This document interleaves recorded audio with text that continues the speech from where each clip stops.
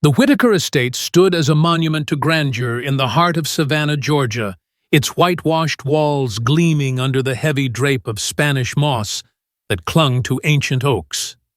The mansion, with its wide verandas and towering windows, seemed to breathe an air of untouchable perfection, a beacon of wealth and stability that the townsfolk admired from a distance. Carriages rolled up the cobblestone drive, their wheels whispering against the stone, and the soft glow of lanterns spilled from the house during the lavish dinners that Edward and Margaret Whitaker hosted for Savannah's elite. The couple moved through these evenings with practiced grace, their smiles polished, their gestures precise, as if every moment were choreographed to uphold the image of a flawless family. Their daughter Clara, 8 years old and delicate as a porcelain figurine, was the silent centerpiece of this tableau. Diagnosed as deaf at the age of 2, she sat at the edge of every gathering, her wide hazel eyes taking in the world with a quiet intensity that few dared to question. The townspeople spoke of the Whitakers with reverence, their mansion a fortress of enviable order, but within its thick walls, a different reality festered, one of heavy, oppressive silence, not born of Clara's condition, but of a deeper, unspoken fracture that no one acknowledged. Eleanor Grayson arrived at the estate on a humid September morning, her modest trunk rattling behind her in the hired carriage. At 24, she was younger than most governesses, her auburn hair pinned neatly beneath a simple bonnet, her gray eyes sharp with a curiosity that bordered on defiance. She had come from Charleston, leaving behind a life marked by loss, a brother who had died too young, a family home sold to settle debts. The Whitakers had hired her to educate Clara, to guide her through a world they believed she could only experience through sight and touch. As Eleanor stepped onto the gravel path, the mansion loomed before her, its columns like sentinels guarding secrets. The butler, a stern man named Mr. Hargrove, led her through the grand foyer where chandeliers glittered and portraits of stern-faced Whitaker ancestors stared down. The air was thick with the scent of polished wood and fresh flowers. But there was something else, a stillness that pressed against her ears as if the house itself were holding its breath. She was shown to her quarters, a modest room on the second floor, with a view of the sprawling gardens where roses bloomed in disciplined rows, and a fountain burbled faintly, its sound barely reaching the open window. Her first meeting with the Whitakers was formal, almost ceremonial. Edward Whitaker, a tall man with silver-streaked hair and a voice that carried the weight of authority, greeted her in the drawing room. His handshake was firm, his words clipped as he outlined her duties. Teach Clara to read, write, and navigate the world with grace despite her limitations. Margaret Whitaker, elegant in a silk dress the color of dusk, offered a smile that didn't reach her eyes. She spoke softly of Clara's condition, her voice trembling slightly as she described the doctor's grim prognosis years ago. "We've done all we can to make her comfortable," Margaret said, her fingers twisting a lace handkerchief. "She's a quiet child, but so bright.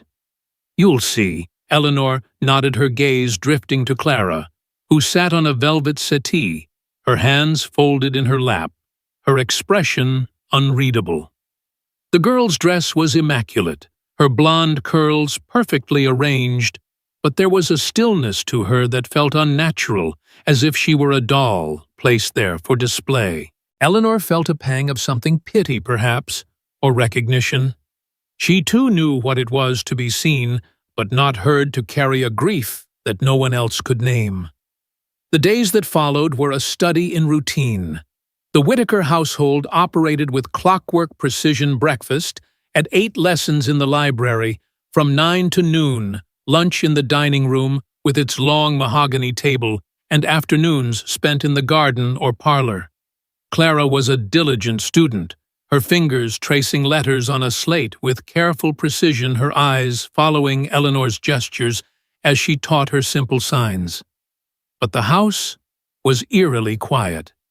Servants moved with hushed steps, their voices lowered to whispers even when Clara was out of sight. The grand piano in the parlor stood untouched, its lid closed like a coffin. No music played, no laughter echoed. Even the clink of silverware at dinner seemed muted, as if the family feared disturbing some invisible boundary. Eleanor found herself straining to hear the ordinary sounds of life, the creak of floorboards, the rustle of leaves outside the distant bark of a dog in Savannah's bustling streets. It was as if the mansion had been stripped of its voice, its silence a tribute to Clara's supposed deafness, a sacrifice that felt more like a sentence. Yet, as Eleanor settled into her role, she began to notice cracks in the facade. It started with small things so subtle she almost dismissed them. During a lesson in the library, a heavy book slipped from her hands, thudding against the floor with a sharp crack. Clara, seated at the table, flinched, her shoulders tensing for a fraction of a second before she resumed her writing. Eleanor's heart quickened, but she said nothing, filing the moment away. Another day, while walking in the garden, a church bell tolled in the distance, its deep chime rolling across the humid air. Clara's head tilted slightly, her gaze flickering toward the sound, though she quickly looked away when she noticed Eleanor watching. These moments were fleeting, but they gnawed at Eleanor, stirring a suspicion she couldn't shake. She began to observe Clara more closely, noting the way the girl's eyes darted toward sudden movements, a servant dropping a tray, a door slamming in the wind. It wasn't the behavior of a child who heard nothing. It was the behavior of someone listening perhaps too carefully. Eleanor's own past made her sensitive to such subtleties. She remembered her brother Thomas, who had been sick for years before his death, his silences often mistaken for weakness. She had learned to read the language of his glances, the way his hands trembled when he was afraid. Clara's behavior felt familiar, not in its specifics, but in its essence, a child hiding something not out of deceit but out of fear. Eleanor began to wonder about the doctors who had diagnosed Clara, about the parents who had accepted their verdict without question. She thought of her own mother who had trusted doctors too readily, ignoring Thomas's pleas until it was too late. The memory tightened her chest, but it also sharpened her resolve. She would not let Clara's truth, whatever it was, be buried under the weight of assumption. One evening, as the sun dipped below the horizon, painting the sky in shades of amber and violet, Eleanor sat with Clara in the garden. The air was heavy with the scent of jasmine, and fireflies began to flicker among the roses. Eleanor picked up a small stick and tapped it rhythmically against a stone bench, a soft, repetitive sound. Clara's fingers, which had been tracing patterns in the dirt, paused. Her eyes flicked toward the bench, then back to the ground, her expression guarded. Eleanor's pulse quickened. She tapped again, louder this time, and Clara's hand twitched as if resisting the urge to react. "Clara," Eleanor said softly, her voice barely above a whisper, "do you like the sound of the fountain?" The girl's face remained impassive, but her fingers curled tightly around the stick she held. Eleanor didn't press further, but the moment lingered, a quiet challenge to the silence that enveloped the Whitaker estate. As the days turned into weeks, Eleanor's suspicion grew into a quiet conviction. Clara was not deaf, or at least not entirely. The evidence was there in the flinches, the glances, the moments when the girl seemed to hear what no one else thought she could. But with this realization came a deeper question, one that kept Eleanor awake at night, staring at the ceiling of her modest room. Why would Clara hide such a truth? What fear, what pressure could keep a child silent in a house that already felt like a tomb?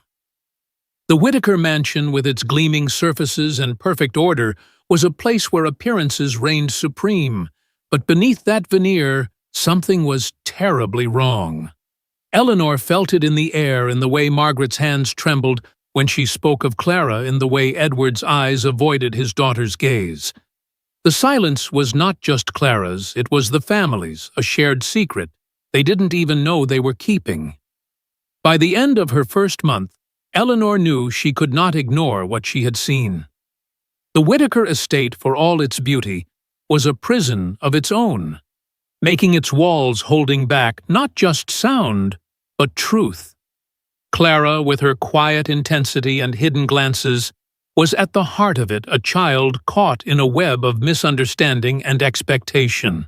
Eleanor resolved to uncover the truth, not just for Clara's sake, but for her own, to prove that she could see what others missed, that she could hear what others refused to acknowledge. As she stood on the veranda one evening, watching the last light fade over Savannah's horizon, she felt the weight of the task ahead. The mansion loomed behind her, its silence louder than ever, and she knew that breaking it would change everything. The Whittaker estate seemed to tighten its grip as October settled over Savannah, the air growing cooler but no less heavy with the weight of unspoken truths. Eleanor Grayson had been in the household for a month, her days filled with the rhythm of lessons and the quiet observation of Clara, the 8-year-old girl whose supposed deafness had shaped the mansion into a mausoleum of hushed voices and careful steps. The gardens, vibrant with late-blooming azaleas, offered a brief respite from the oppressive silence indoors, but even there, the world felt muted, as if the flowers themselves had learned to bloom without rustling their leaves. Eleanor's suspicion that Clara could hear had grown from a flicker to a steady flame fueled by moments that no one else seemed to notice. A quick glance, when a bird trilled sharply, a subtle shift in posture, when the wind carried the clatter of a passing carriage. These were not the actions of a deaf child, but of one guarding a secret, and Eleanor was determined to understand why. The library, with its towering shelves and leather-bound volumes, became Eleanor's sanctuary for both teaching and investigation. Clara sat at a polished oak table each morning, her slate and chalk in hand, copying words with a precision that belied her young age. Eleanor had begun incorporating small tests into their lessons, subtle enough to avoid suspicion. She would hum a soft melody while pointing to a word, or tap her foot rhythmically against the floor while explaining a sentence. Clara's responses were guarded, her hazel eyes flickering with something like caution, but there were moments when her mask slipped. One morning, as Eleanor dropped a heavy dictionary onto the table, its thud echoing in the high-ceilinged room, Clara's hand jerked, smudging the chalk on her slate. She quickly resumed her work, but Eleanor caught the brief widening of her eyes, the way her lips pressed together as if to suppress a reaction. "Careful now," Eleanor said lightly, her voice warm but probing. "These old books are heavier than they look." Clara nodded, her expression neutral, but the moment lingered a thread in the tapestry of evidence Eleanor was weaving. Outside the library, the Whittaker household moved with its usual precision, but Eleanor began to see the cracks beneath the surface. Edward Whittaker, always impeccably dressed, spent long hours in his study, his door closed to all but the butler, Mr. Hargrove. When he emerged, his conversations with Margaret were brief, their words clipped and formal, as if they were strangers sharing a stage. Margaret, with her elegant poise, seemed to hover on the edge of every moment, her hands often clutching a fan or a book she never opened. At dinner, the long mahogany table gleamed under candlelight, but the meal was a quiet affair, the clink of silverware swallowed by the vastness of the dining room. Clara sat at one end, her small figure dwarfed by the high-backed chair, her eyes fixed on her plate. Eleanor, seated nearby, watched for any sign of awareness. One evening, a servant fumbled a silver tray, sending a spoon clattering to the floor. The sound was sharp, a metallic ping that cut through the silence. Clara's fork paused mid-air, her shoulders tensing, though she quickly lowered her gaze.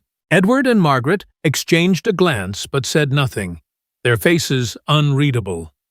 Eleanor's heart raced. She knew she hadn't imagined it, but she kept her expression neutral, mirroring the family's restraint.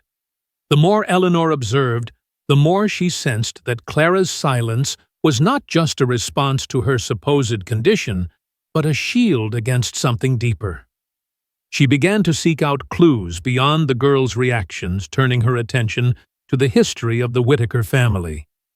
One afternoon, while Clara napped, Eleanor slipped into the study where old records and letters were kept in a locked cabinet. Mr. Hargrove had left the key in a drawer, a small oversight that Eleanor seized upon. The cabinet held medical reports from Clara's early years, yellowed papers with faded ink. The documents were vague, filled with terms like auditory deficiency and inconclusive, but one note stood out. A doctor from Atlanta had written further observation recommended. Patient's responses inconsistent. Eleanor's breath caught. Inconsistent. The word echoed her own observations, but there was no evidence of follow-up, no second opinion. Instead, the Whittakers had accepted the diagnosis, reshaping their lives around it. Why, she wondered. Was it easier to believe Clara was deaf than to face the uncertainty of doubt? Flashbacks of Clara's early childhood began to surface in Eleanor's mind, pieced together from snippets overheard from servants and Margaret's rare, wistful remarks. Clara had been a lively toddler, babbling and laughing, her voice a bright thread in the household's tapestry. But after a fever at 2, her behavior changed. She grew quieter, her responses slower. The doctors, summoned in a panic, delivered their verdict with grave certainty, and the Whittakers, desperate for answers, clung to it. Margaret had once mentioned in a moment of vulnerability how Clara's attempts to speak after the diagnosis were dismissed as imitation or instinct.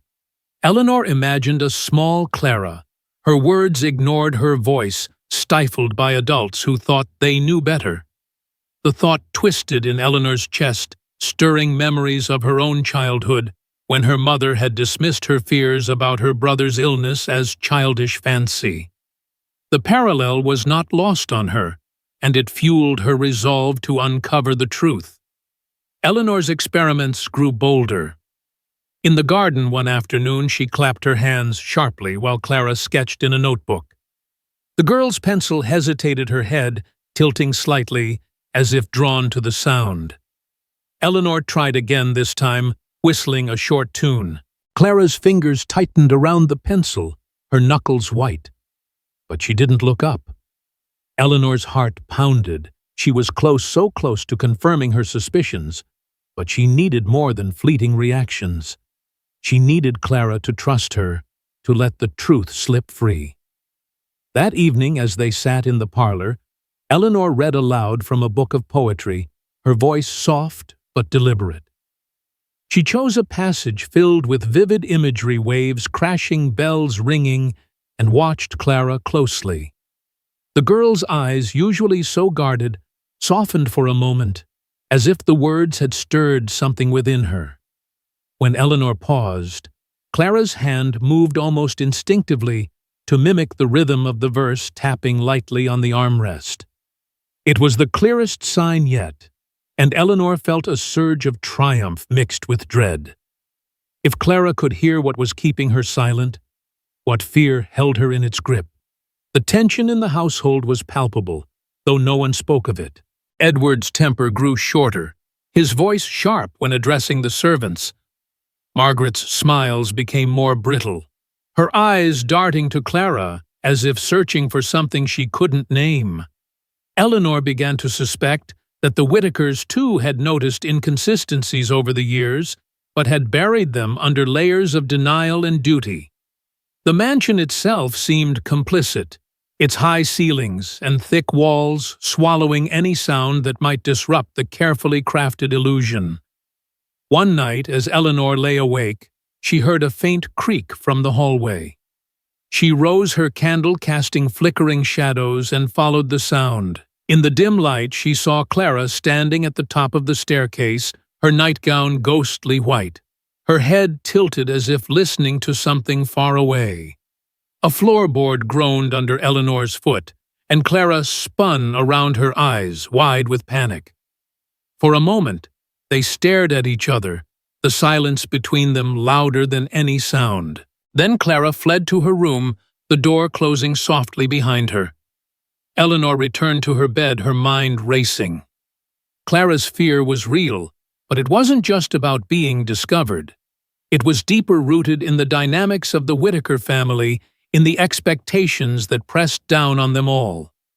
Eleanor thought of her own brother Thomas, whose silence in his final years had been a plea for understanding, not surrender.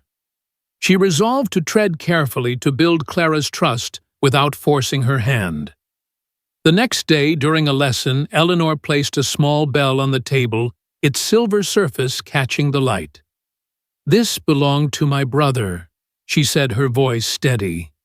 "He loved its sound." She rang it gently, the clear chime filling the room. Clara's eyes locked onto the bell, her hands still, her breath shallow. Eleanor didn't push, didn't ask, but the moment felt like a bridge between them, fragile but real. The truth was there waiting to be spoken, but Eleanor knew it would come at a cost to Clara, to the Whittakers, and perhaps to herself. As the bell's echo faded, the mansion's silence seemed to deepen, a challenge Eleanor was ready to meet. The Whittaker estate was cloaked in the restless energy of an approaching storm, the savannah sky bruised with dark clouds that pressed low over the moss-draped oaks. Inside the mansion, the air felt charged, as if the walls themselves anticipated a reckoning.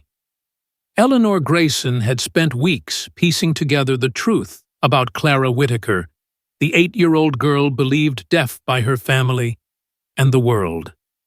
The subtle signs, Clara's flinches at sudden noises, her guarded glances, when a sound broke the mansion's oppressive silence, had solidified into certainty in Eleanor's mind. Clara could hear, but the weight of that secret and the fear that bound it hung over the household like the storm clouds outside. Eleanor knew the time for gentle tests was over. She needed to confront the truth not just for Clara's sake, but to free the entire family from the suffocating lie that had defined their lives. The night of the storm would be the turning point, a moment when the silence would finally break. The evening began with a strained dinner in the dining room, the long mahogany table gleaming under the flicker of candles. Edward Whittaker sat at the head, his jaw tight as he cut into his meal, his eyes avoiding Clara's small figure at the opposite end. Margaret, dressed in a deep blue gown, picked at her food, her fingers trembling as she reached for her wine glass. Clara, as always, was a silent presence, her hazel eyes fixed on her plate, her hands folded neatly when not in use. Eleanor, seated beside her, felt the tension like a physical weight, her own pulse quickening with every clink of silverware. She had planned to speak to Clara alone after dinner, to coax the truth from her gently, but the atmosphere felt too volatile to wait. The storm outside was building, the wind rattling the windows, and Eleanor sensed that the moment was now or never. As dessert was served, a delicate lemon tart that no one seemed to touch. A gust of wind slammed a shutter against the house, the sharp crack echoing through the room. Clara's head jerked up, her eyes wide, her hands gripping the edge of the table. Edward frowned, glancing at the window while Margaret murmured something about securing the shutters. Eleanor seized the moment. "Clara," she said softly, her voice cutting through the silence, "did that startle you?" The question hung in the air, innocent on the surface, but loaded with intent. Clara's gaze darted to Eleanor, then to her parents, her lips parting as if to speak before she caught herself. Edward's fork paused mid-air, his eyes narrowing. "Eleanor," he said, his tone clipped, "Clara doesn't need to be troubled with such questions." Margaret's hand tightened around her napkin, her face pale. But Eleanor pressed on, her voice steady. "It was a loud sound. I thought she might have noticed." Clara's breath hitched, her small frame trembling, and for a moment the room seemed to hold its breath. The storm broke, then a deafening clap of thunder shaking the mansion's foundations. Clara gasped, her hands flying to her ears, her chair scraping back as she shrank into herself. The reaction was unmistakable, raw, and impossible to ignore. Edward's fork clattered to his plate, his face a mask of shock. Margaret's wineglass tipped spilling red across the white tablecloth, but she didn't move her eyes, locked on her daughter. Clara Eleanor said, her voice gentle but firm, "It's all right. You heard that, didn't you?" The girl's eyes filled with tears, her hands still pressed to her ears, her body curled as if to shield herself from the truth. Eleanor reached out her hand, resting lightly on Clara's shoulder, a silent promise of safety. The room was silent, but for the howl of the wind outside, the rain, now pelting the windows like a drumbeat. Edward stood his chair, scraping harshly against the floor. "What is this?" he demanded, his voice low but dangerous. "Eleanor, what are you implying?" Eleanor rose, meeting his gaze. "Mr. Whitaker, I believe Clara can hear. I've seen its small reactions, moments when she responds to sounds she shouldn't be able to hear. Tonight was no coincidence." Margaret let out a soft cry, her hand flying to her mouth. "That's impossible," she whispered, but her voice wavered as if she were trying to convince herself. Clara's tears spilled over her shoulders, shaking, and Eleanor knelt beside her, her voice soft. "Clara, you don't have to hide anymore. You're safe." The girl's eyes met Eleanor's, a storm of fear and relief swirling within them. For a moment it seemed she might speak, but then she buried her face in her hands, a sob breaking free.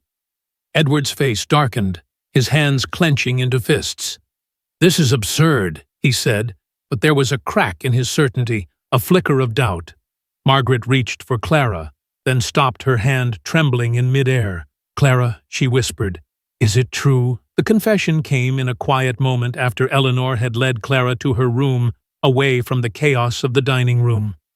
The storm raged outside, lightning illuminating the girl's pale face as she sat on her bed, her knees drawn to her chest.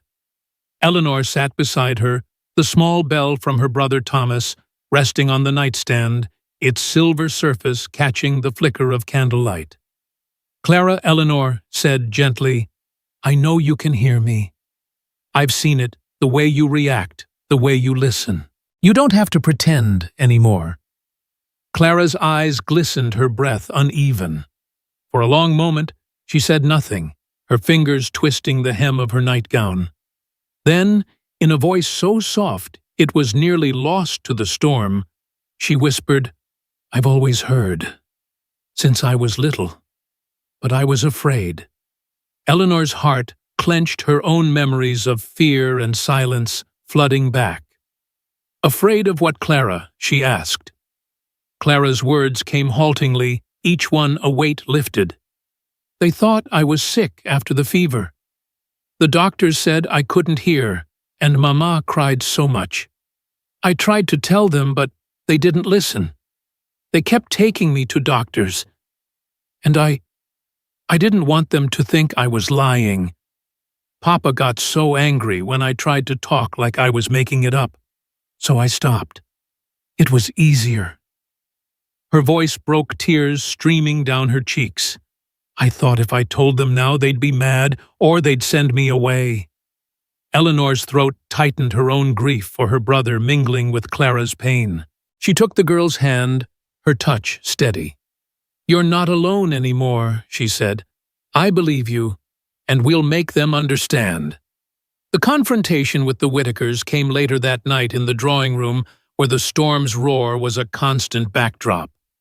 Edward stood by the fireplace, his face a storm of its own, while Margaret sat on a settee, her hands clasped tightly. Eleanor stood before them, Clara at her side, the girl's small hand gripping hers. "Clara has told me the truth," Eleanor said, her voice calm but unyielding. She can hear, and she has for years. She was afraid to tell you, afraid you wouldn't believe her." Edward's face reddened, his voice rising. "This is nonsense. The doctors were certain. We've built our lives around her condition." Margaret's eyes filled with tears, her voice barely audible. "Clara, why didn't you say something?" The girl shrank against Eleanor, her voice small. "I tried, Mama, but you didn't hear me." The words hung in the air, a truth sharper than the thunder outside. Edward's anger faltered, his shoulders slumping as he looked at his daughter, really looked at her for the first time in years. Margaret rose, crossing the room to kneel before Clara, her hands reaching out hesitantly. "Oh, Clara," she whispered, her voice breaking. "I'm so sorry." The girl hesitated, then fell into her mother's arms, her sobs muffled against Margaret's shoulder. Edward turned away, his hand pressed to his forehead, his silence louder than any words. Eleanor watched, her heart heavy with the weight of what had been lost, years of connection, of Clara's voice, of a family's trust. But there was hope, too, in the way Margaret held her daughter, in the way Clara's tears began to slow. The storm raged on, but inside the Whittaker mansion, something had shifted. The silence that had defined the household was cracking, giving way to the raw, painful sound of truth. Eleanor knew the road ahead would be difficult. Edward's pride, Margaret's guilt, and Clara's fear would not vanish overnight. But as she stood in the drawing room, watching the family begin to face their past, she felt a quiet resolve. The truth was out, and with it came the chance for healing, for a home filled not with silence, but with the voices of those who had finally learned to listen. The Whittaker estate, once a silent monument to perfection in Savannah, Georgia, began to stir with new life as the October days unfolded. The storm that had shattered the family's carefully maintained illusion had passed, leaving behind a fragile clarity.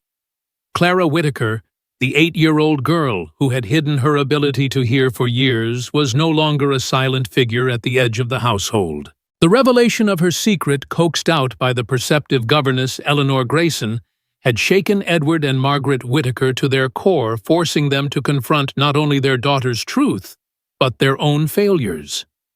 The mansion's thick walls, which had once muffled every sound, now seemed to hum with possibility, as if the very structure were learning to breathe again.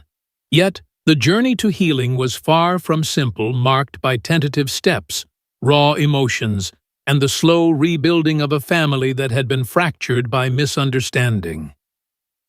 In the days following Clara's confession, the Whittaker household felt like a place caught between seasons, neither fully transformed nor trapped in its old ways.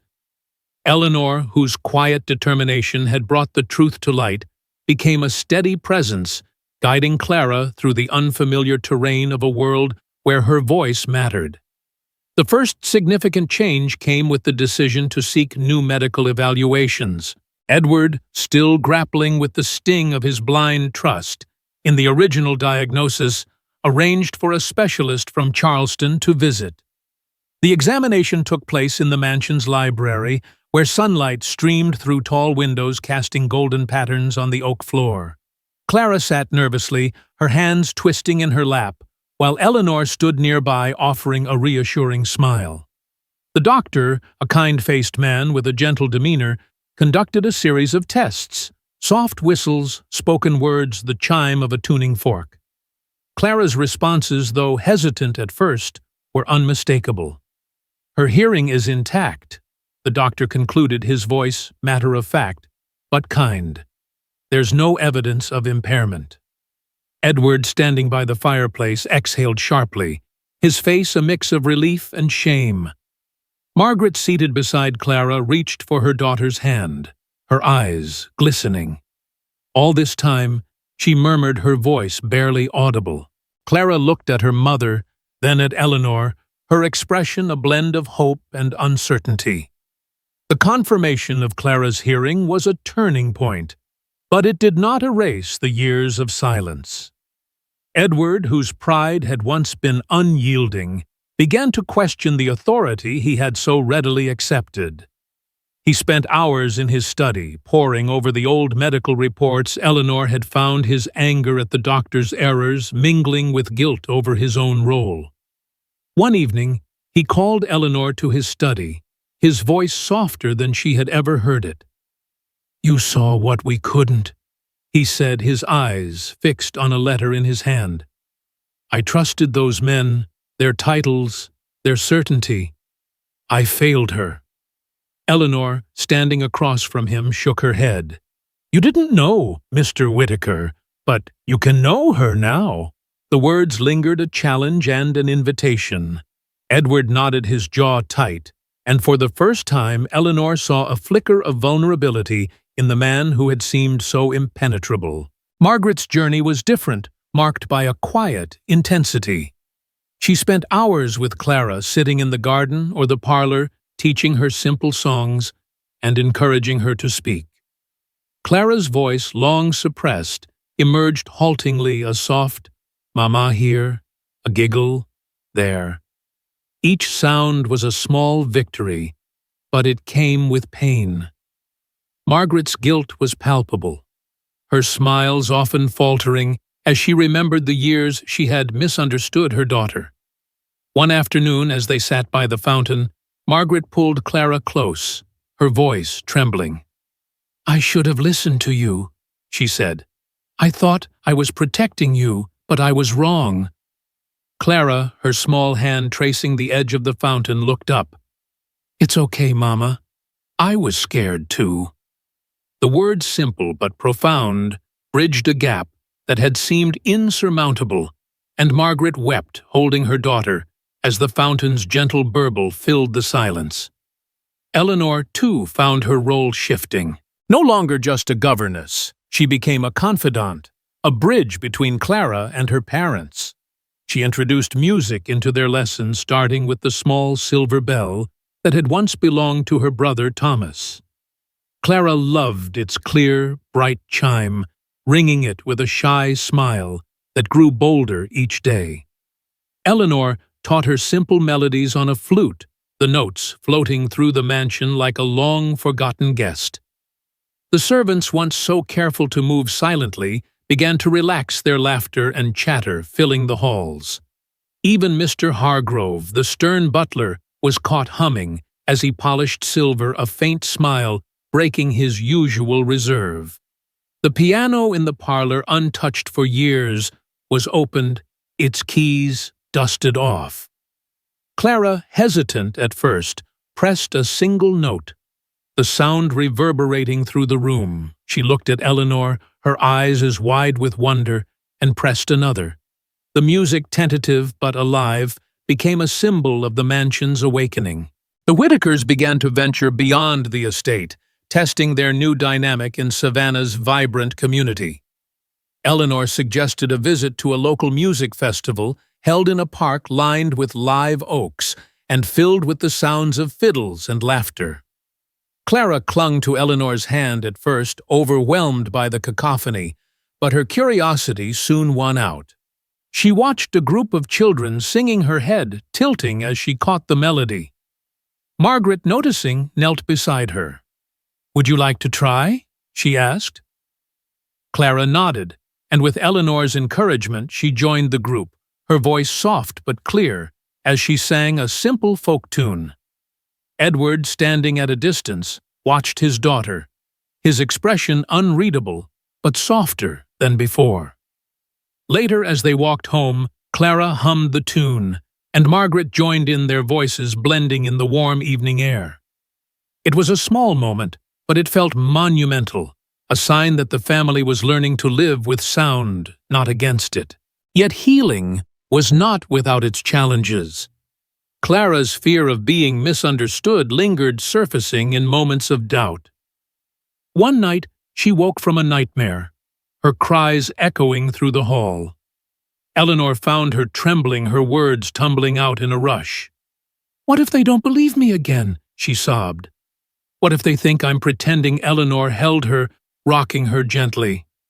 They know now, she said, and I'm here. We'll keep showing them. The words were a promise, one Eleanor intended to keep. Edward and Margaret, too, faced their own struggles. Edward's pride made him brusque at times, his attempts to connect with Clara awkward but earnest. Margaret's guilt sometimes overwhelmed her, leading to tearful apologies that Clara didn't always know how to receive. But they tried all of them, and in that effort, the mansion began to transform. By late October, the Whittaker estate was no longer a cold fortress. The halls echoed with Clara's laughter, her voice growing stronger as she read aloud or sang with Eleanor. The piano became a gathering place, with Margaret playing simple tunes while Clara clapped along. Edward, though slower to join, began telling Clara stories of his own childhood, his deep voice filling the parlor with warmth. The servants, sensing the change, decorated the house with fresh flowers, their vibrant colors mirroring the new energy within. Eleanor watched it all, her heart full but heavy with her own memories.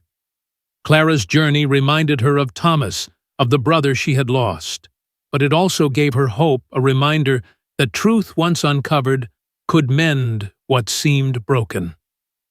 On a crisp morning, as the family sat in the garden, Clara ran to Eleanor with a drawing.